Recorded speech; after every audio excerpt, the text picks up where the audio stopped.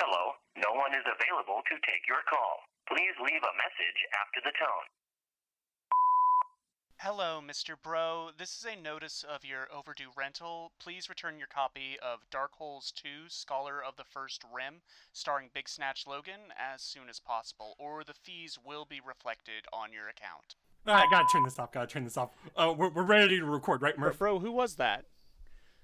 Don't worry. Who was that on our Discord call just now? Hey, listen to me. When you get into Dark Souls lore, you really get in deep. Yeah, you get in deep, do you? Yeah. Welcome to the Daydreamcast. I am Bro. And I am Murph. I started this by playing indie games because the summer sale was here. I'm so excited. I bought Dreamwild. And tell me about that. I have not heard of this, but it sounds wild. Have you even seen pictures? Absolutely. Don't mind the clicking of my mechanical keyboard just now in the background.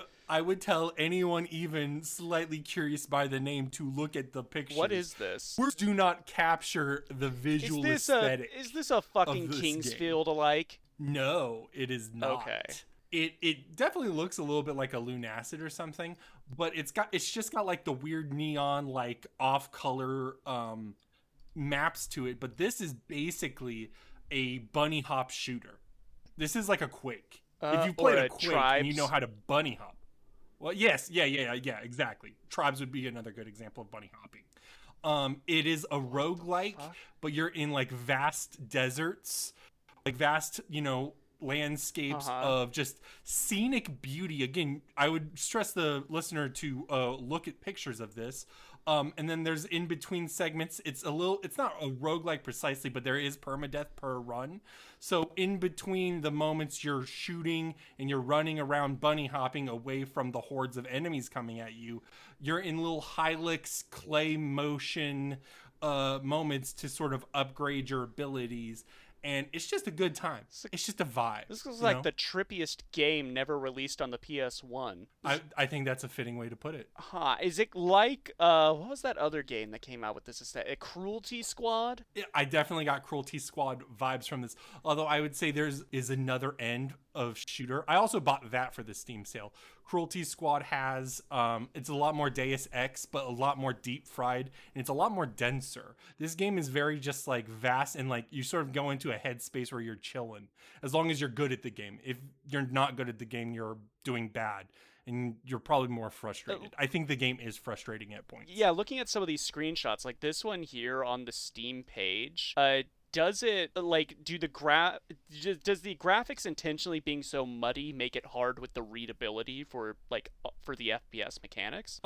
Partially, kind of. I mean, the big thing is these aren't hit scan. You are also doing projectiles, and you've got it's not even like you've got a real gun. You've got a sword, and you throw like little beams from your sword. Okay. So you do have to properly aim. And so aiming can be a little thing, but I don't think it's particularly muddy because all the colors pop out. That's what I mean by Cruelty Squad being too dense. This game's not very dense, so you can see what's jumping around at you. Okay. So even then, the readability is still fine. I would say. Okay, all right. It's only $8, so I would recommend it to anyone. Yeah, I might pick this up. I do like the sort of like acid-washed PS1 look. We're getting a lot of like early 3D revivals, right? Like last decade it was all about like the 16-bit, 8-bit revival with Shovel Knight and stuff.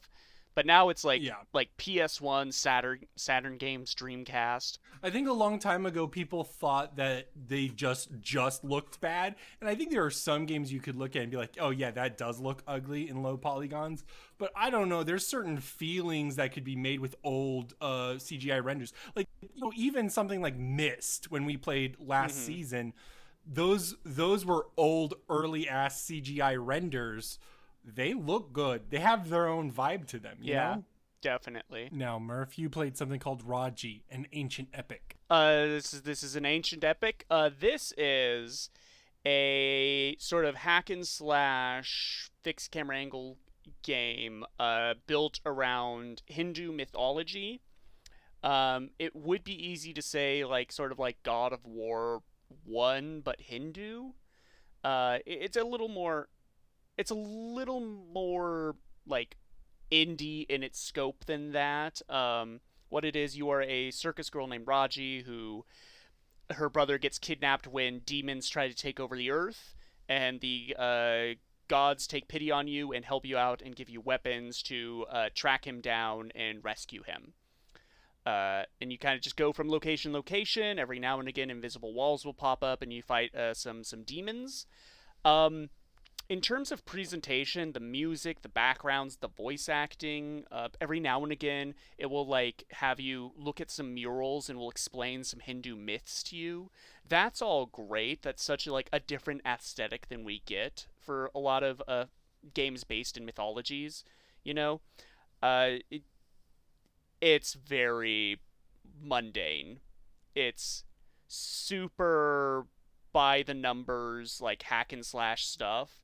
Devil May Cry 5, this is not. I think like the biggest issue I was running into is that the enemies don't seem to take any amount of hit stun from your attacks, and also there's a lot of them at once. It gets pretty bullet helly at times.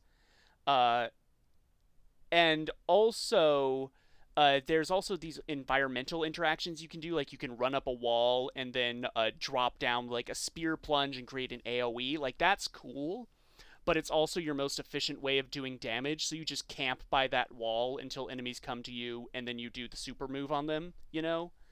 The game's 4 hours long, and it feels like twice that because of how repetitive it gets. Which is, like, you know, unfortunate to say, because it's $25 on Steam, and that does feel like too much. But also I was reading some interviews with the dev, like the lead dev, this was kind of a passion project for her. She sold her house to finance it. So if you want, like, I mean, but there's a lot going on here beyond just the gameplay. Yeah. Clearly, like looking at the screenshots, this is another game where I would tell you, like, if you're culturally interested, because we don't see things like this. This represents something diverse and involved. You know what I mean? This looks inspired. Yeah, definitely. Like, a lot of the backgrounds look cool. This looks like it would have been, like, one of the most badass games ever on Xbox Live Arcade. Sure. I just do not get into it for the gameplay, because it's pretty rote. But for all, like, the mythology stuff, all the cool enemy designs, like the stories you get told and stuff, that's all pretty class. And like I said, it's a 4-hour experience, so you may weigh if that's, like, worth $25 to you ultimately. Yeah, I give it sort of a sideways thumbs up. Okay. No, that sounds good. We've been playing a lot of games this. I know. We're moving on from our AAA sellout phase. We're going back to our roots. There we go. Speaking of roots, I played Inscryption. How many roots? There's a few roots. Okay. There's like tree guys in this game. Okay.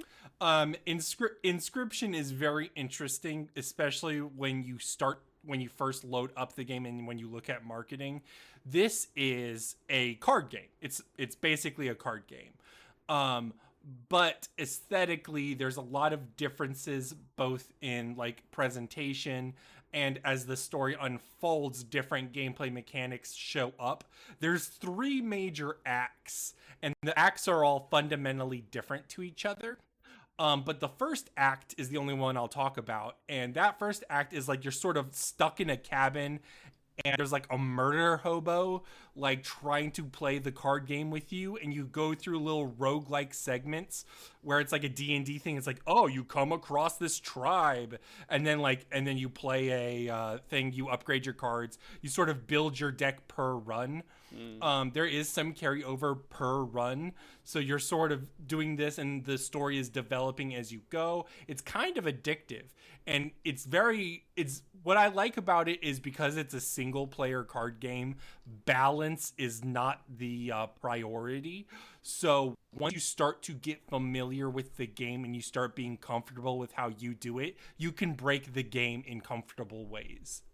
Now, this is from the Pony Island dev, right? I believe so. So Does this do a lot of the stuff that Pony Island did? The spoilers or no? Can you be more specific? What with the game you're playing is not the game that is going on? Yes, I would say that. I would say the later 2 acts are fundamentally different. They are, but they still. What's nice is even though they are fundamentally different, plot-wise, it makes sense because there's like a larger story regarding game dev, and it still has the fundamental card game basic. So what you learned in Act 1 is still applicable, even though the rules have changed in Act 2 and 3. Okay, I see. But it's still that card game stuff, and but I assume what I'm trying to get at is there like a meta aspect to it, as there was in Daniel Mullen's previous games? I would say in terms of meta, there are moments where it's like, oh yes, you are playing a game, and there is an Inscryption game in this game. Like it's like, does that make there is meta elements? Like the short answer, a Doki Doki Literature Club Plus. Yes. Okay, I see. Yeah, that's interesting. I do. Inscryption has been on my list for a while because I do like Daniel Mullen's other games. I feel like Pony Island was one of like the first like really, like even before Undertale, or maybe they came out around the same time. Like games that got popular because of how meta it got and how you like had to like go into your game directory and change things. Yep. That also happens here. There is, for instance, there is a fight later on where if you're on PC, it literally goes through your files and it can permanently delete some files. Oh. Yeah. Like you have to be ready, or like it like also you could win by like the size of your file. It'd be like, oh, this is a 32 gigabyte file. Go fuck yourself, and then you win the fight. Or you know what I mean? Like there's different ways to do. Yeah, it. that's very Kojima wishes. Yes, and there's also another good one where it's like you make a card and you send the card out, and if someone's also playing this boss battle, they take the card, and if they beat the first phase of that boss with your custom card, you beat the second phase. Like the second phase is a test of how good you've made a card. Huh. Okay, I do like the sound of that. Yeah, it's on the list of big indie games I need to play, along with like the Outer Wilds and things like that. Oh, you dig the Outer Wilds. I know, I would. You would. Just I've all this street fighting in Yakuza. I don't have time.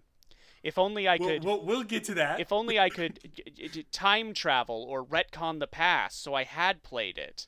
If only you could recall. This is a puzzle game, done in a sort of like top-down RPG Maker style. I think the dev was like directly inspired or previously worked on some RPG Maker games, and if you want to hear more about that, listen to our last episode on Aoni. The primary way I would describe this game is that it's not quite a time loop game, both in execution and how it's like implemented in the lore. What it is, trying to think of how to describe it without going into the plot too much, but basically your character develops the power to when they're like retelling events, they can change details which like make them canon. It's like literally the power of retconning.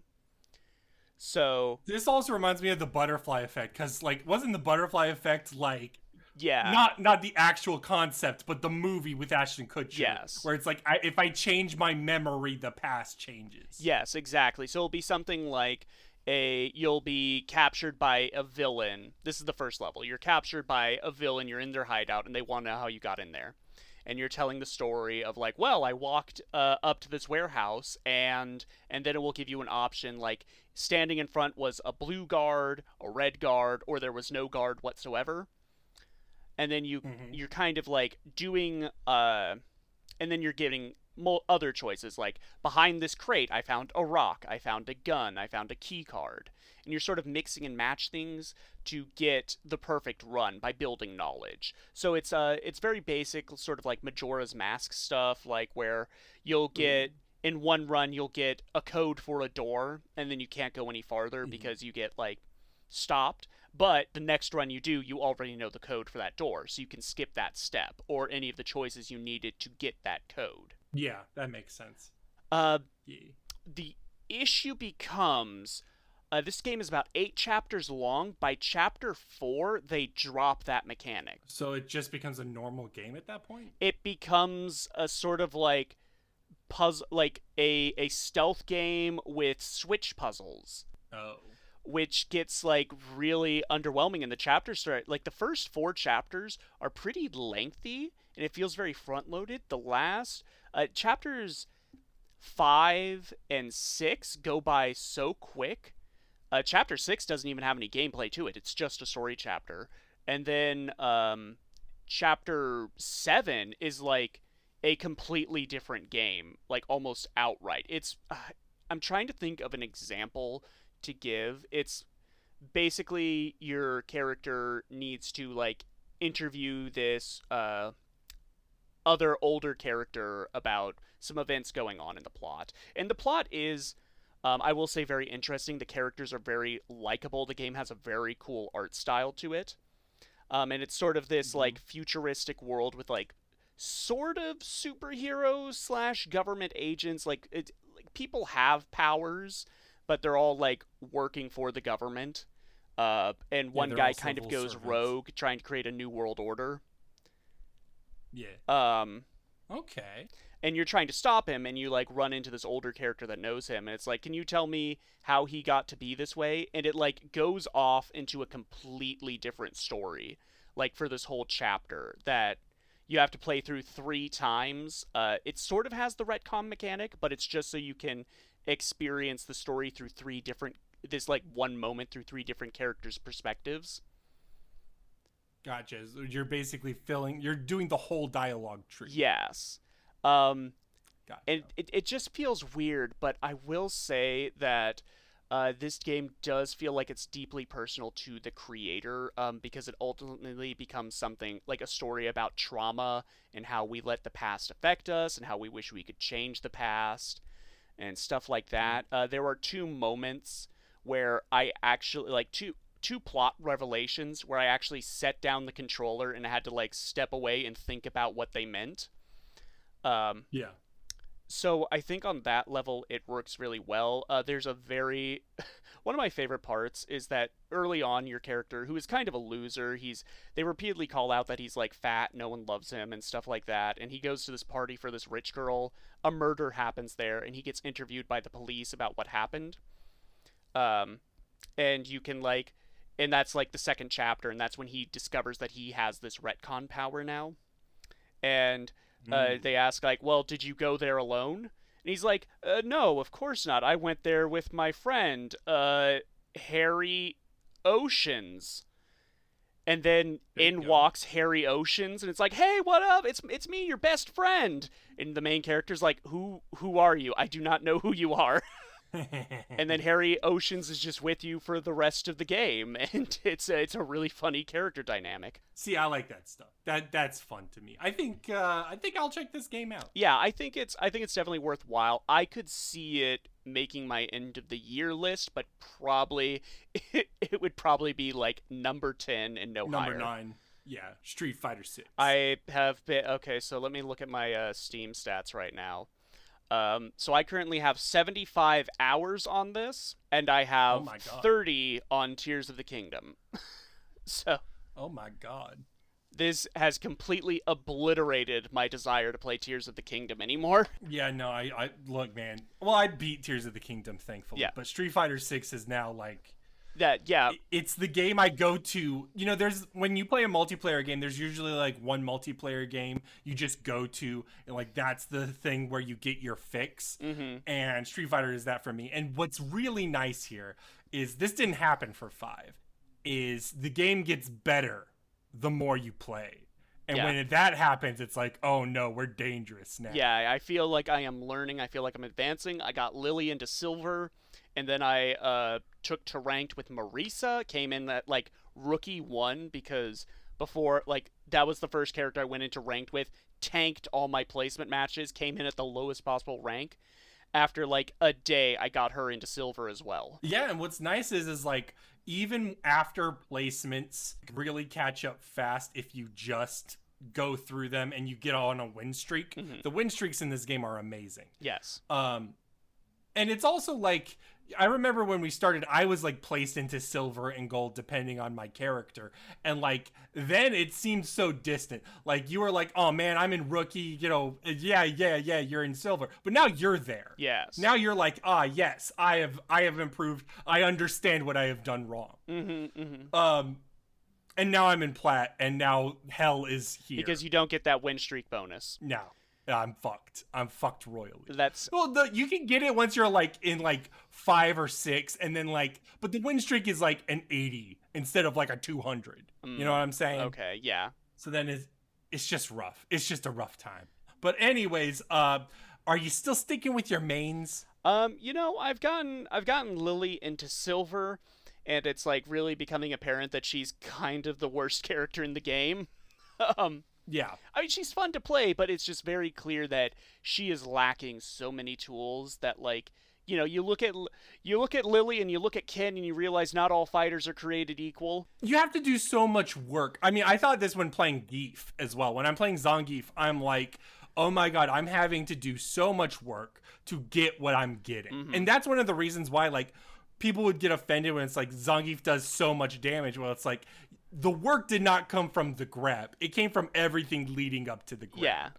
And that's the problem of low tiers in general. And I think just playing high tiers, I'm like, yo, fuck this. Well, yeah. I mean, put it like this. Like, I placed into rookie with Lily, and then I ground my way up into iron, and then into bronze, and then getting bronze to silver was like a total slog, because it was literally I would get like 2 wins, then I would lose 3, and then I got a lucky win streak. And after I stopped rematching Kens, I started doing better too. You get better when you when you get picky on who you're playing against. Yeah. When you're like, I will not win this rematch. I should not rematch. Yeah, and then you usually climb and faster. then learning Marisa properly and playing her, like, I shot up to silver in way fewer matches. And I feel like I could get her to gold like just as easily compared to Lily, where it's probably going to be another slog. So I'm looking at maybe switching over to Marisa, and just in terms of characters I know. I'm also looking at picking up Manol or maybe Luke, just to annoy you. Oh, that'll fucking wreck me. Yeah, you need a projectile, dog. You need a character with a projectile and a wake up. I know. You need a Shoto. I know. Get you a Shoto. The game's just fun, and like I'm looking forward to Rashid coming out. Like, I find myself thinking more and more like, God, I wish there were more characters in the game right now. You know? Yeah, exactly. Yeah, I want to buy Rashid. Exactly. When that happens, and then like when Akuma happens, I'm like, I kind of want to see what Akuma's deal is. But Akuma's Akuma, you have to wait a year. Talk. Oh my god. Akuma's spring 2024. Oh no. So, well, until then, I think we'll have fun. My only thing is like, I've also gotten to the point now where I'm like critically thinking about Drive Impact and the fucking one where you're going fast. Drive Rush. Dash one. Drive Rush. I'm now like critically thinking about those, because now I'm at the stage where you can't spam them. No. I can't headbutt as Honda anymore. So I'm now like, no. And people actually have like reaction times to counter the Drive Rush or Drive Impact. People have like good reaction times, so like it's all good reads now. It's brutal. I think Drive Rush may be too overpowered. Like, you'll see Kens and DJs just like use it willy-nilly, and I'm like shocked, because it's like so good. I think the biggest there were like a series of revelations that helped me improve my Lily play. The first and foremost was realizing that all the low tier Kens open their combos with a jump, and I just have an anti-air button. I can just stop that and shut them down, and they don't know what to do. The second was realizing her level 3 is a command grab, so I was looking for setups. I don't need a setup. I can just do that. You know? And since you're modern, you don't even need to do inputs. No, I do not. You can press 2 buttons. And the other revelation was your drive gauge refreshes with the round. So there's no reason not to spin that shit if you think it's going to close out the round. Absolutely, 100%. And then when you look down at your super bar, that's different, where you're like playing back and forth. But then you look and you're like, oh, this is round 3 and I'm about to lose it all. I should spend it all. You know what I mean? I spend my super pretty regularly as Marisa. She has a lot of setups for super, and you know what? You're likely going to close out the round with them, or at least put your opponent not in a good headspace where they're going to make a mistake. Well, that's what's so nice about Marisa is she has a lot of alternate armors other than the drive impact, and on top of that, she does so much damage when she does an OD move, or like in a combo, or she does her super. She'll take out half your fucking health bar. I asserted a lot of dominance with Marisa. I had 4 matches in a row, 4 ranked sets in a row, where there was no match 2 because I dominated them in match 1. And that's the satisfying part where you're like, ah, yes. I have won. I got to feel the power. I got to be the Ken. There you go. That's what it's all about. Are we ready to go to the Variety Minute? Yeah, I think we can. I'm allowing you.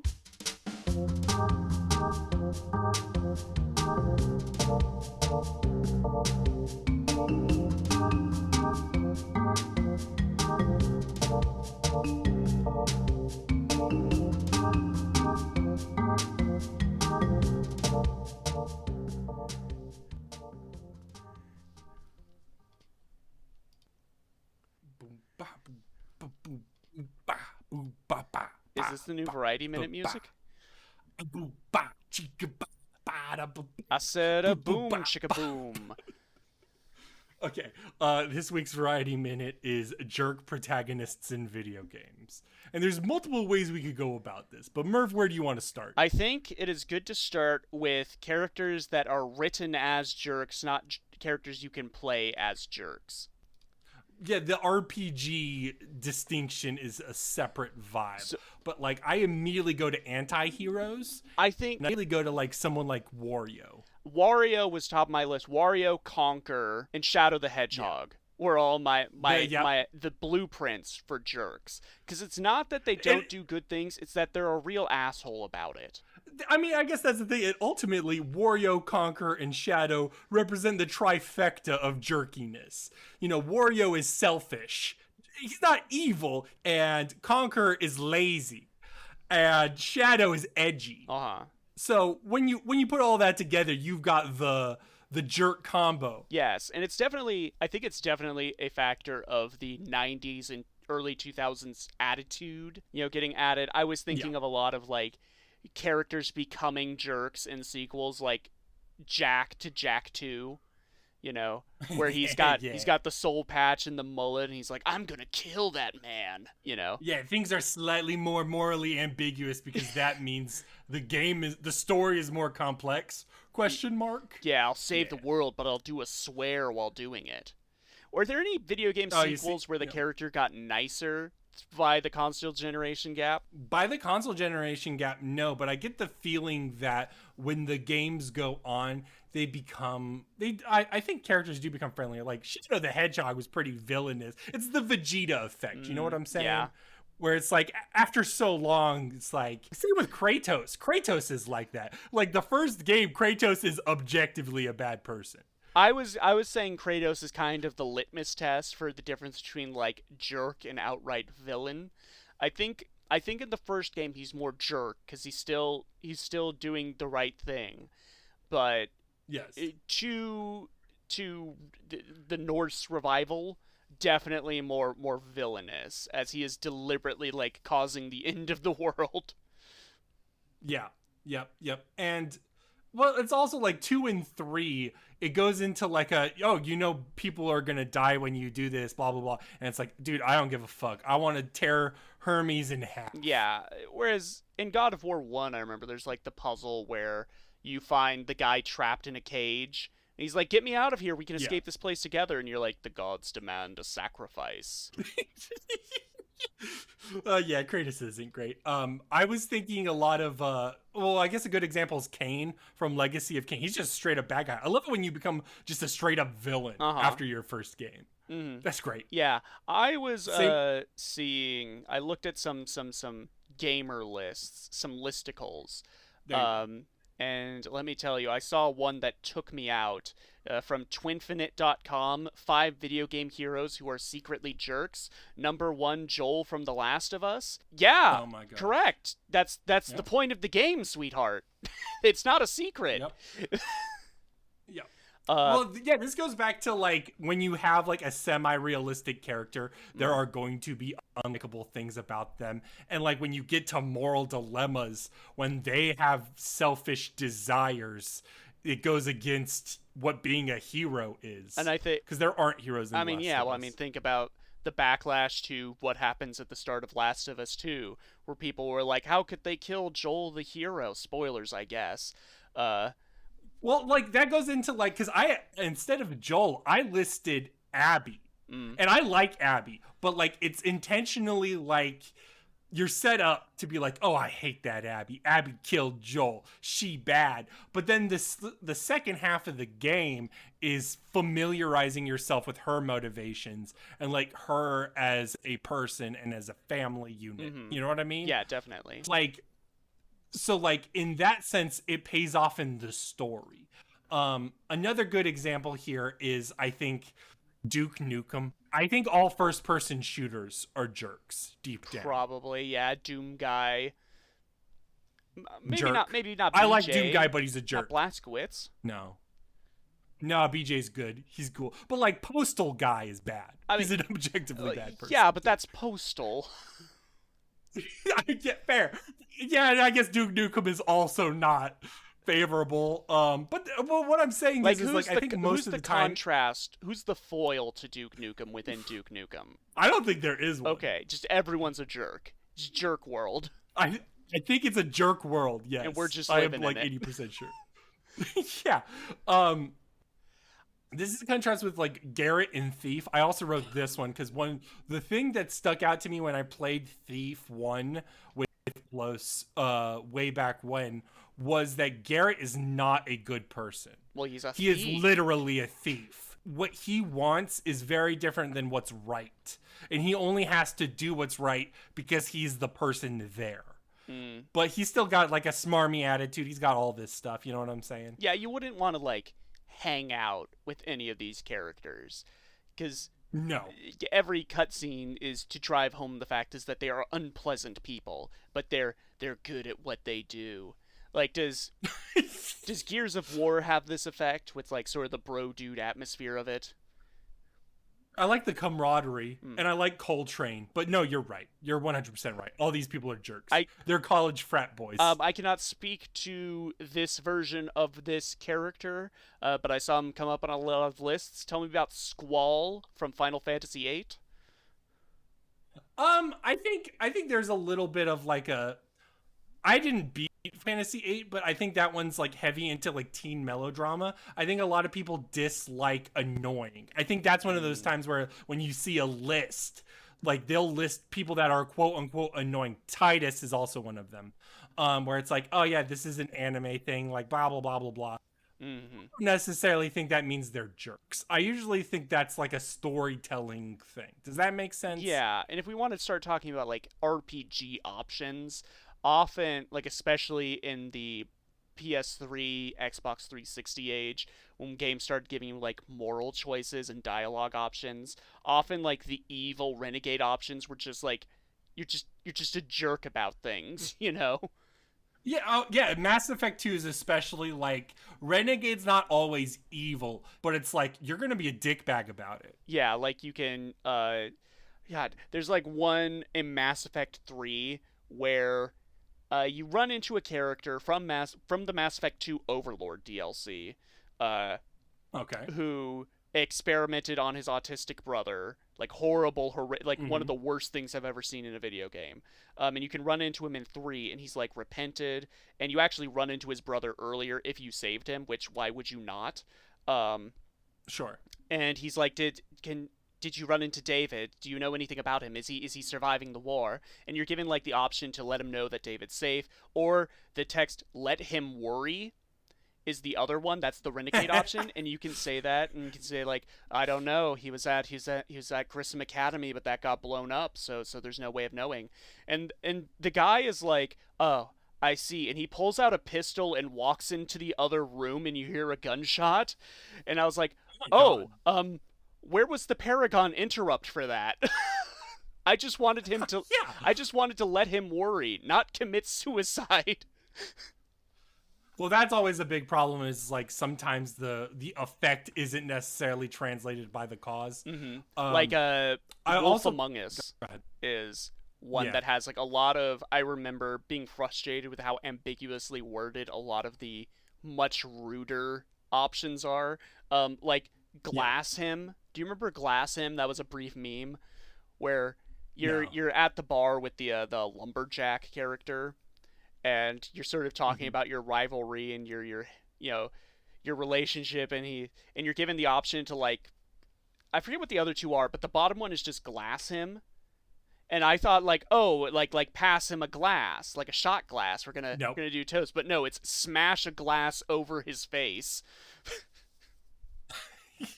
Very, very kind and nice. I think The Walking Dead also has moments like that, and they also have moments where it's like morality gets obviously it's like morality gets questionable in the apocalypse, where it's like, okay, this abandoned car, this car seems to have not been around for the past few days. I could probably take the food in it and feed my dying child. Yeah. But nope, you're an asshole if you do that. You're super evil. It's like, okay, that reminds me of like chill. Fallout 4, where most of the companions will judge you for robbing bandit camps. It's like, yo, dude, what the fuck? Yeah. These people shoot us on sight. I'm taking away their guns. Yeah, I'm doing them a favor. And I also wanted to mention, I was like, oh, we shouldn't have gotten off the RPG thing so soon, but like Rockstar Games, they do big ones like that, where it's like James Earl Cash from Manhunt, Jimmy from Bully, Tommy Vercetti from Grand Theft Auto, or like Travis. Is that his name? Travis, yeah. Or am I just saying that because okay, Trevor. Trevor, damn it. Yeah, we got No More Heroes on the brain. Trevor in Grand Theft Auto 5 is also like but in those, it wants you to lean into being bad. Yes. You know what I mean? Because it doesn't make sense if the character is like, I respect the police, in a game where you can just pull out a gun and start shooting into crowds. But then they'll also do like Grand Theft Auto 4 Nico or Arthur Morgan in Red Dead 2, where it's like, I want to be better than this. And then it's like, when I play the game, I'm now massacring untold amounts of people. You know what I'm saying? So then there's a discrepancy there. And that's why you have a Trevor in your game. Yeah, definitely. I think that was one of the smartest moves of 5, is giving you a character with which to do the violence with if you just want to go and do that. Because it really doesn't make sense for the other two protagonists of that game to do that. Exactly. Most of mine have been covered here. Is it something where it kind of feels like it's on the way out because we are in a kinder, gentler age of the internet and we don't have that 90s attitude? I don't think we respond as well to this anymore. I think when we see this, I don't know if it's a cynicism thing or what, but now we look at this and either see cringe like Sonic or Shadow the Hedgehog, or we see something that's like misplaced, like, oh, this is kind of off-putting. Yeah. You know what I mean? Like, Duke Nukem Forever was definitely like a case where people are like, boy, video games have changed, writing has changed, this doesn't really have a place anymore.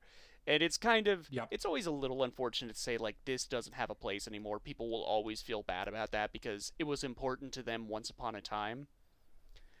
Yeah. Um, I mean, you could always go back to your old ass game, but like the thing is like culture changes and like art and products reflect the culture. And I mean, Wario still exists. Yeah. You know what I'm saying? It's just like maybe Duke Nukem tipping strippers and murdering murdering pigs dressed as cops is always cool, but like everything else about Duke Nukem is just out of date. You know what I'm saying? Yeah, definitely. The only other one I wanted to mention has to go with stupid. Snake from Metal Gear Solid. Is he a jerk? He is not evil. He's not evil and he's not a jerk. However, he's insanely stupid to the point where he could be jerkish. Like, he's not aware, is the way to say it. Does that make sense? Yes. Like, he does not, like, especially Metal Gear Solid 3, where Naked Snake, Big Boss, who eventually does become a villain, does not pick up on social cues. He has to be, like, told, oh, this person is, you know, homosexual or something. And he's like, what? Or like, just anything like that, where it's like, he's just not familiar with things. Yeah, because he's lived a sheltered life of combat. He's lived a sheltered life of combat, exactly. And the only thing he knows how to do is kill. Yeah, I was trying to think of, because we were talking about, because I've got Street Fighter on the brain. I was looking over, like, fighting game rosters and, like, for iconic jerk characters. And all I could really come to is, like, the Tekken series. The whole Kazuma family is definitely, I think, the blueprint for that. Because, you know, you have Tekken 1 with Kazuma, and he's, like, trying to take down his evil father. But then in all the sequels, he's the villain. Yeah. And even Jin's not like a perfect boy. But like it's interesting that like for games that do this sort of dynamic, there's not a lot of heals. There's pretty much only heroes, faces, or there's like just straight up I'm a dictator in Bison. You know what I'm saying? Or you have like your jobbers, your filler characters, your Blankas, your Hondas.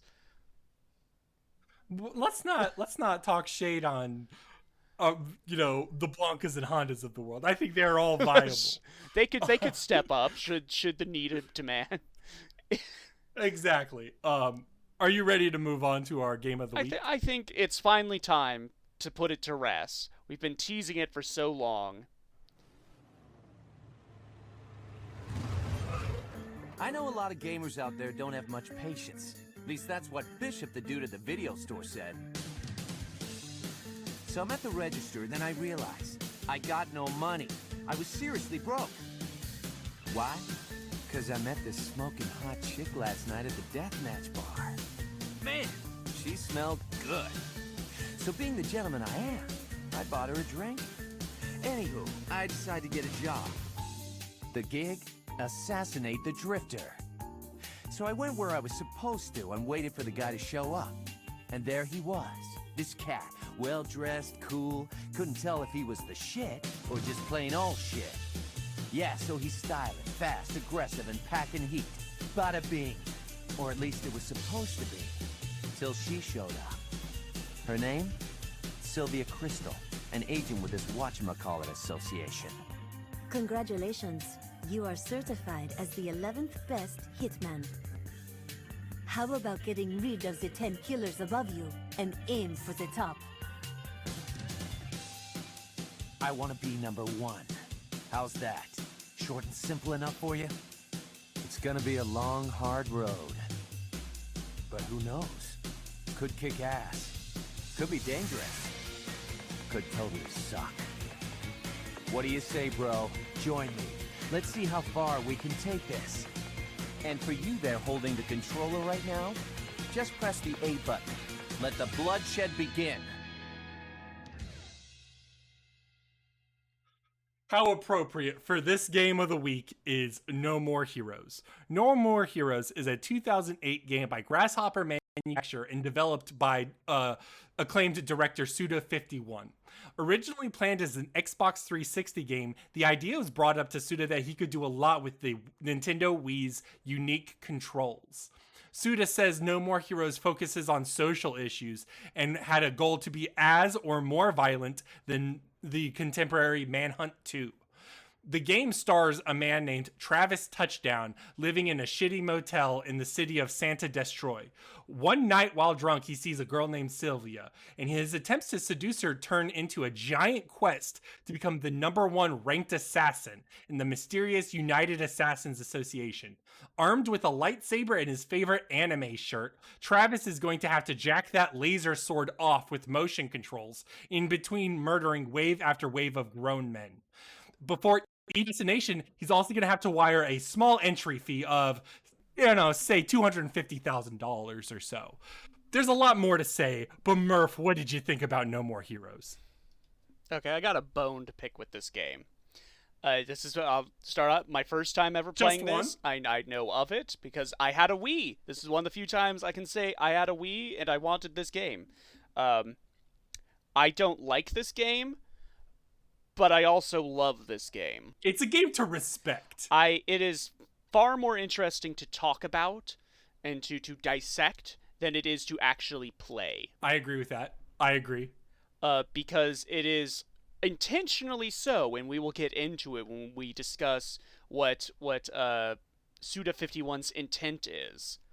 But it's intentionally made to be a slog. I tried to go into this podcast with no external information. Like, I was like, I don't want to see things. Though playing the game, it's also super obvious what he wants to talk about. Mm-hmm. You know what I'm saying? Yes. So. If you're capable of media literacy, which, give or take. Some people think Joel from Last of Us was a good guy, but yeah. So where do we start? Where do you want to start? yeah, this is okay. Okay, the gameplay, because that's yes.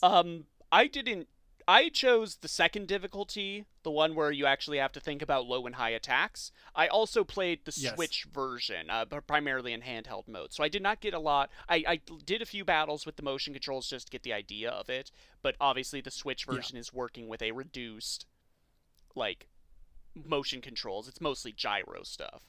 So I did not get the full No More Heroes experience. I will say that flat out. I never struggled with this game until literally the last two bosses, Jean and Bad Girl, because those ones actually you have to think about what you're doing. They're like fighting game characters. Yes. In the previous bosses, absolutely not. Like that magician boss, what the hell? You just walk up to him and mash the attack button. He doesn't block. I think a lot of this goes, okay, there's so much to talk about. Yes. And the problem is there's no organization here. I think the thing about the bosses, and I think the game is at its best when there's variety and there's something going on. And so sometimes the bosses are bad because you're just hitting like a sword sponge. Yes. Lack of a better word. Mm-hmm. And at best you can like stun them and do a suplex. And then you're like, oh, thank God I've taken out a chunk of his health bar. But do the suplexes really do that much damage? Better than just mashing the button. I don't know. I felt like I wasn't like the unarmed attacks. I felt like I never used. In fact, yeah, okay, we can get into it when we get into it, but go ahead. It's just like the last boss actively discourages you from. Yeah, you're not meant to do it there, but I would say the first few bosses are it's much faster to just suplex them. Mm-hmm. Okay. 100%. But either way, it's so weird because, okay, so where the game sucks, let's talk about that. The game sucks when you're doing crowd control, killing a bunch of the henchmen, and then it also sucks when you're grinding. However, when you're grinding for money, it's intentionally bad. Yes, it is intentionally bad because this is a parable on capitalism. Yes. Because it is, I guess we'll just get into it.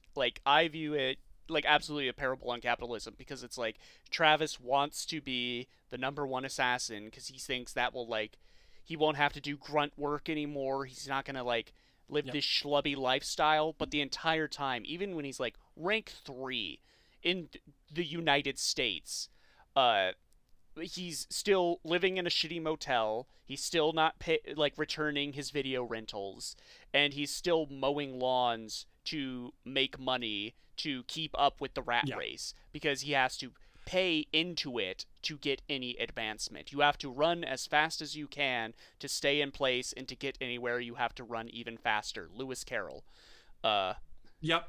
And I absolutely agree with that. And like, it's also super evident when you're like talking to the people that give you the jobs. They talk to you about how good hard work is. Hard work is the key to success in changing your life. But then after you mow the shitty lawn in your shitty lawn mowing game, they give you a better job to make more money, but it involves you murdering people. Exactly, yeah. And so, like, the way to really climb is to be violent and take things and be a psychopath, but you still end up a loser. You still end up fucking the same Travis touchdown as the start of the game. But even then, like, when the thing that made me switch from, like, being kind of meh on the game to actually loving it, I think, was genuinely when you find out the whole thing's a fucking scam. Yes. All you did was just to line Sylvie's pockets. All your trauma and revelations about yourself and how you're not actually okay with killing hordes of people, it was just you used me for land development. Yep. And like, it's all signposted, because it's like every time it's like, give us $300,000 for your next for your next fight, and like, you don't think about it. And Travis is like, towards the end, Travis is like, oh my god, I should have Googled this to see if it's real. Yeah. Oh my god, Travis is a loser. And like, it goes also into like the consumer aspects of it too, because a big distraction and something that forces the grind way more is if you're going into upgrades or customization options for your clothes or your gear. Anything like that sucks the money out, which means you have to grind more. Yes. But also, those are like the fun things, and Travis's room is like completely decked with otaku shit. He's got a fucking body pillow. You know what I'm saying? And like, the game makes fun of him so much and has such contempt for him, but it's like it's like a mirror to, you know, the player. And it's no mistake that to like recharge your sword, you have to masturbate. Like, this is a self-filleting game. But it's also like the opening of the game is brilliant when you first see it, and then after the fact of beating the game. It opens with like Travis saying like, gamers don't like long introductions, so I'm just skipping to when like you can actually jump in and play the game. It's like, number one, but also number two, if you actually saw the intro, you would understand like the whole reason why Travis is getting into it. And it's like it's basically Suda saying like, oh, you guys just want to kill things. You don't care about the story, right? Because video game stories are bad, right? There's no, just go in and mindlessly do things, push buttons. Yep, and like, there's a lot of times where like the game has self-awareness to this, and like Travis Touchdown sometimes tries to take a moral high ground, like with Bad Girl. He goes like, oh, you're no assassin, you're a perverted killing maniac, and she's like, we are the same person. And we are the same person, Travis. And it's true, because like, it's like, my gosh, it's weirdly one of the best like done stories of you know, you and the villain not being so different. Like, Last of Us 2 wishes it could do this story of your quest for vengeance, for status, for whatever, is not worth this mountain of corpses. Yeah, and then like, especially by the end of it, it goes into like heavy like anime tropes and stereotypes of like, oh, this is your twin brother, or oh, this is your half sister. I know. But even then, like, the stuff with Henry, number one, Henry's just a cool character. Like, I agree. I think Henry's the way they do it's good, because like with Gene, it's like we're going to literally fast forward through the dialogue. I know, that's such a good gag. Like, genuinely, the last stage is what won me over finally. But like, how it ends, like the ending moments with Henry, where he's like, oh, there's a bunch of loose ends here, are you gonna wrap them up? And Travis is like, no, absolutely not. And that's like also like, again, another dig at people that don't care about the story in games. It's like, what, you don't give a crap? Here's his Irish twin brother. Who cares? Who gives a shit? The game has such contempt for the audience that you have to respect it because the game internalizes it really well. And the stuff with like Jean where she's like, I could do my backstory, but it's going to cause this game to get like an M rating and it's going to get delayed. So you fast forward through it and it's very funny if you look up like the version on YouTube where it's slowed down and she is explaining it. They deliberately have like all of Travis's big what the hell reactions to the most mundane lines. Where she's like, but there's like serious moments in it too. Yeah, where she's like, but, my father. He doesn't react to those. My father, who's also Travis's father. My father molested me for years. He kept me in a closet. We lived in this shitty apartment. And the line like shitty apartment is what Travis like freaks out about. He's like, shitty apartment, no. Yeah, he's great. Go ahead. It's just like, I wish. It's one of those cases. The game was funner. You wish the game was funner. But it's also like. Would I have felt like this experience had it not been? Had it been fun? Because the whole point is that it's not fun, right? Yeah. It's weird. It rides a really weird line. It's like pathologic. Yes. Yeah, I agree with that. It makes me so curious to play the sequels. It makes me so curious. I have the sequel. Like, when it got announced for the Switch, I bought the double pack because I knew, shout out to Alex Roche on Autark of Flame. I used to watch his videos on this all the time. And I was like, man, when No More Heroes gets, like, released for modern consoles, I'm going to get that because this seems like a cool game. And then I, like, bounced off the first two bosses like immediately, and I was like, I have to like grind and ride around this empty open world looking for Yakolov balls. No, I'm not doing that. I've had this sitting in my Switch library for 4 years now. It's worth noting, especially with that, because like you do notice it when you play the open world, but this was kind of a standout on the Wii. You know what I'm saying? Yeah. Like, it's this and Mad World that really represent a mature, like, sort of thing for the Wii. The Wii didn't have games like that. And they, like, very correctly, because they knew they couldn't get the graphical prowess, so they went for very abstract art styles. I love the look of this game. I love the character designs and character models.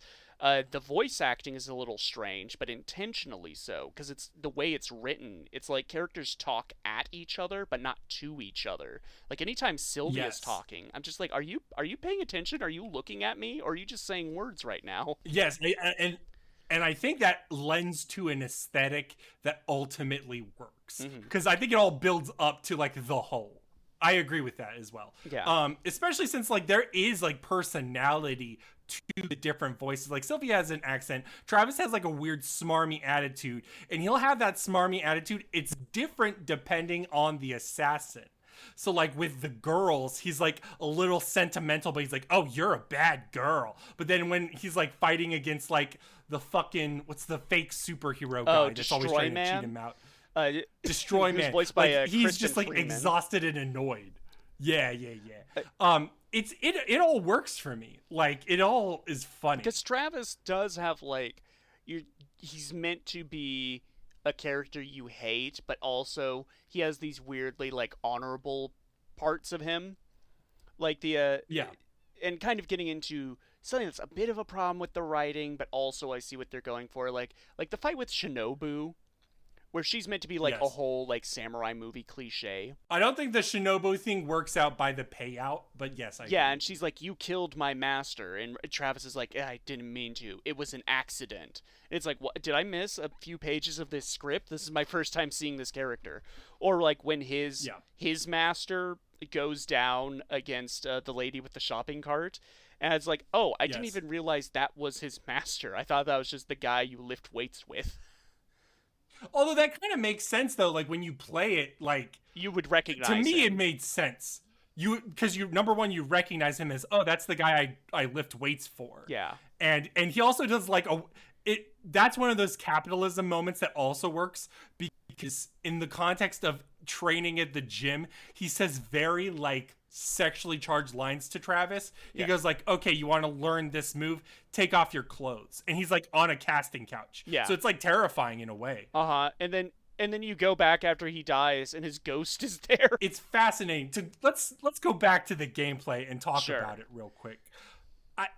I think what I like is sometimes it will go for different things, like when it's on like the bus and you're like doing a side by side, and that's cool. Or like you'll do like anytime there's a variance in the mob fights, it's great. But when you're in a hallway and you're just attacking the same dudes over and over again, you mean the run up to Let's Shake, the boss that isn't even a boss, which is kind of funny. But literally the run-up is just going down this hallway, chasing Henry. Yeah, it's exhausting, actually.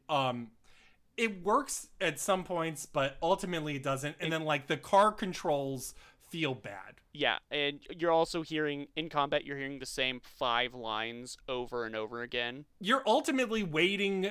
For me, you're doing like the moves that can kill the fastest and the most at once. And then you're also waiting for the slot machine to like turn you into Super Saiyan. And so you could just murder everything in a button. And Travis weirdly shouts out blueberry cheese brownie. Yeah. Yeah. I don't know. It's a vibe. Like, here's the thing. Just punching trees to get coconuts at the start of the game. I was like, oh yeah, this is the game. This is a game that's paying and it's good. Because the reason this episode took so long for us to do, even though we kept teasing it and saying like it's next, it's just like because I was playing it and I was like, man, this game's taking forever. And then I'd look at my playtime and like when I'm saving, it's like you have played for 2 hours. And I'm like, oh no. Oh, this game's going to take forever. And then my final playtime was like 10. You know, it's not a long game. But it feels like that. It feels like a slog. Yeah, it intentionally so, because it's intentionally designed to highlight the grind. It's like, I would never play this again, I think. But I'm immediately, like, fascinated to do the sequel. Yeah, I agree. Like, I think, like, especially, like, a No More Heroes 3 or Travis Strikes Again, I'm like, where does this go? Because I also like it when it does the little mini games. Like, when it does, like, there's, like, one segment where you do, like, a little shmup. Yeah. Stuff like that. I'm like, that's where this game's variety really shines. So, like, from a gameplay perspective, there's so much that could be improved on. Yeah, and I just feel... Because I definitely feel like the short hands with the shortcomings with the fighting in the open world are probably due to the budget. And then once Suda got a bit more clout and the first game was a smashing success, they probably had enough budget to do like more interesting combat and more stuff you can do in the open world. Yeah, and also like the Wii is pretty limiting as hardware as well. Well, the sequel is also on the Wii. Yeah, second one is also on the Wii. I think the second one is like pretty close to this one. So I'm very curious to see what social or artistic commentary happens later. That's the thing. I'm like, where does it go? Because like I know No More Heroes 3 is about an alien invasion of fake superheroes, and you are 40 years old and I think divorced. And like I would love to see that sounds so cool. This world's take on commentating on superheroes being popular right now. I would be fascinated by it. Yeah, I think that's like so creatively interesting. I want to go back to this and be like, what's Travis doing now? I'm sure he's still a loser. You know? Yeah, it's just man, you just got to put up with a lot of grind, and there's no easy way to justify it, because if you make it easier, then it kind of loses its message, what it's trying to tell the player. Yeah, because, like, again, time after time, they tell you, like, oh, you want to be number one, don't you? Isn't it good to be number one? The grind is hard. And again, like... You are third-rate man, but someday you will become first-rate man if you just mow enough lawns.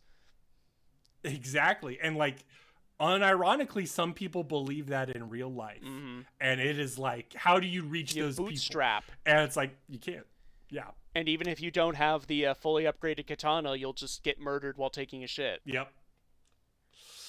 Isn't that life? Do you have a favorite boss? I'm thinking, like in gameplay or character design. Either or. I think I like the old lady in gameplay because you're not actually fighting her. Yeah, I can buy that. I liked Holly Summers, the chick that digs holes. I think she has a cool design. The fight, I felt like I had to be awake for, and I think the resolution to it with sort of it starting Travis's turn to being like, what am I actually doing here? Yeah. I think that's good.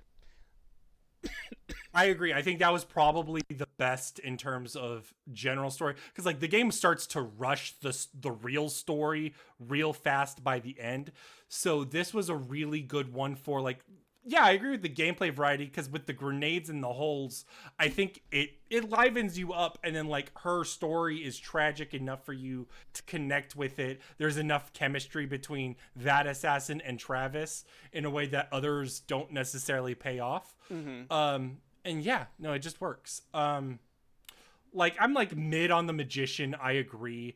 I like the spectacle of it, where it's like, oh, they're doing magic tricks. Oh, I popped out of here. The Yay! magician bit is saved by the fact where it's like they're doing like a fake show for the benefit of Travis, and they like invite him on stage. It's like, oh, Travis, tell us a little bit about yourself. Like, what do your parents do? And Travis is just like, my parents are dead.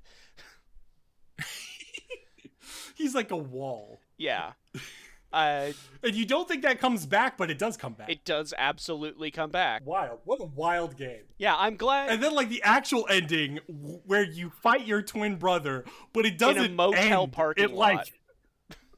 You fight your brother in a motel parking lot, and the ending is it turns into a picture, and then Sylvia and her daughter are looking at the picture and they walk away. The daughter named Sean. You're like, what the fuck is this? Which is also the name of Travis's cat. Like, there's things going on there. There's some deep lore that I am sure the later games get to. I am glad we finally played this, rather than putting it off like as a goof in perpetuity. And I would be interested next season looking at the sequel. I think this is one where we ride out till the end. Mm-hmm. I gotta know how Travis ties up all those loose ends. Let me ask you, do you think he should be in Smash Bros? You know, having played the game, I'm of two minds. One mind, I'm like, yes, he's very important to the Wii as a console. Like, No More Heroes was huge on the Wii. Yeah. And I think that Suda51 is probably a dude Sakurai respects enough to put in, much like Toby Fox. Yeah. On the other hand, Travis being a Mii costume feels so emblematic of his character. Yes. That's fair. That's totally I didn't think of it like that. Because he is so transparently an audience mirror.